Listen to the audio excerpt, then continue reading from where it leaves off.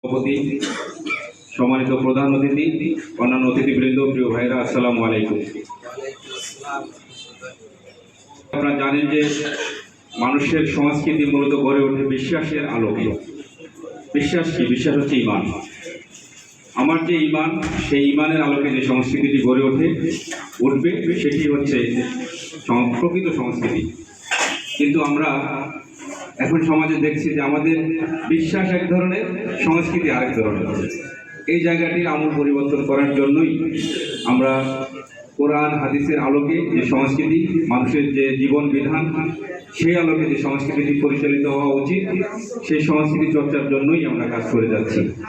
বাংলাদেশে এই সংস্কৃতি চর্চার প্রাণপুরুষ হিসেবে যিনি আমাদেরকে এভাবে শিখিয়েছেন, যিনি বাংলাদেশের সংস্কৃতি চর্চা করা যে ইবাদত তিনি আমাদেরকে বুঝিয়েছেন, সেই আমাদের পরম শ্রদ্ধেয় কবি মতিউর রহমান মল্লিককে আমরা আজকের এই ইফতার মাহফিল থেকে স্মরণ করছি।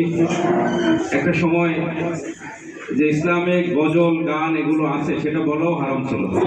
সেই কঠিন মুহূর্তে আমাদের কবি মতিউর রহমান মল্লিক ভাইরা ইসলামী সঙ্গীত দিয়ে মানুষকে উজ্জীবিত করেছেন ইমানের পথে, ইসলামের পথে, আলোর পথে।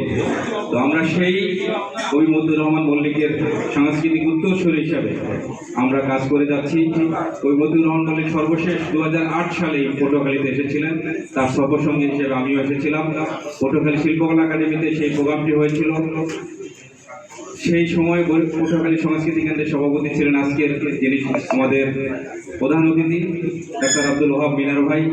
তিনি তখন এই সংস্কৃতি কেন্দ্রের প্রথম প্রতিষ্ঠাকালীন এখানে সভাপতি ছিলেন। আমরা তাকে আজকে প্রধান অতিথি হিসাবে পেয়ে ধন্য। আমরা চাই এখানে যারা সাংস্কৃতিক সংগঠক আছেন তারা যেন সময় দিয়ে, আমরা যখন সংস্কৃতির কাজের কথা বলি তখন কিন্তু আমাদের সময় থাকে না।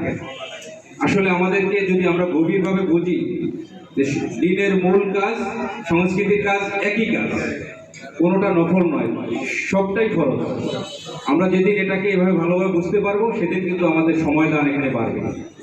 নচেত আমরা এখনো অনেকে অন্তরে মনে করি যিনি মিছিল করেন তিনি ভালো কাজটি করছেন, আর যিনি গান লেখেন তিনি মনে হয় অপশনাল কাজটি করছেন।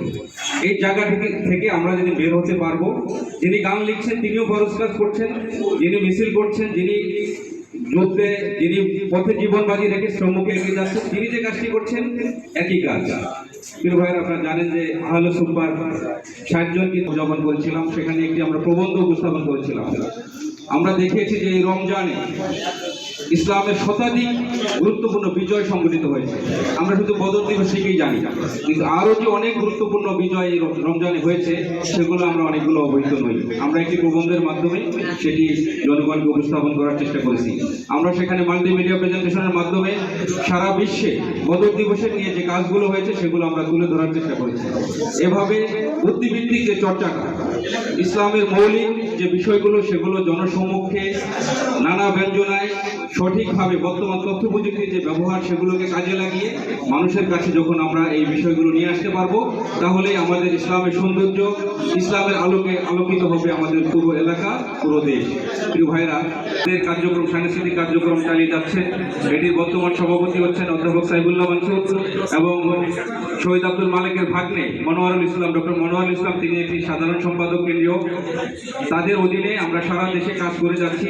অধ্যাপক সাইবুল্লাহ মানসুর ভাই আগামী মাসেই আমাদের বরিশাল অঞ্চল